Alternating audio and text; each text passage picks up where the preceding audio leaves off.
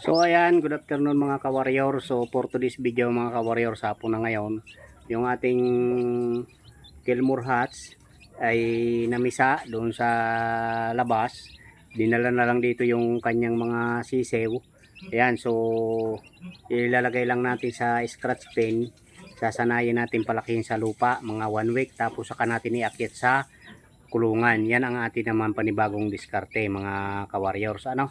Ayan. So ito mga ka-warriors, bago ko ipakita, ayan, maraming salamat mga ka-warriors. So sa mga hindi pa po nakapag-subscribe, please subscribe mga ka-warriors. Ayan, so comment lang at saka ating sasagutin yan mga ka-warriors. Sa mga papuri nyo, ayan, maraming salamat. Ingat. God bless mga ka-warriors. Ayan.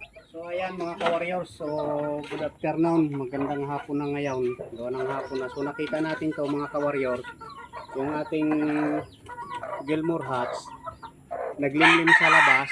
Ayan, subali siyam yung sisew, dala-dala na, nakita na natin diyan kanina sa tabi, diyan sa tabihan na yan. So hinuli na lang natin to mga ka-warriors para ikulong. Tulad nung ating in-upload nung nakaraan mga ka-warriors, sasanayin natin sila sa lupa mga 1 week, saka natin iakyat sa kulungan para ibaba man ulit natin sila sa lupa, sanay na sila. Ayan, tara.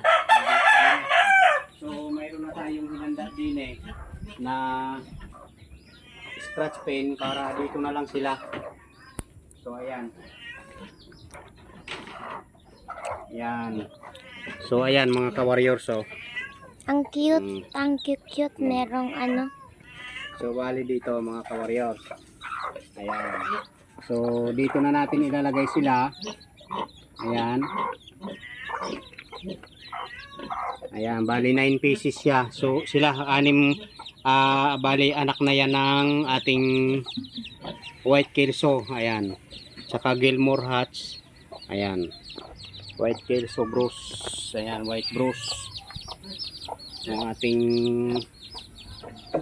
malahi ngayon mga ka-warriors. So lalagyan natin sila ng patuka dyan para masanay. So 1 week saka natin iakyat sa kulungan. Ano? Yan ang diskarte naman natin. Yan ang bagong diskarte.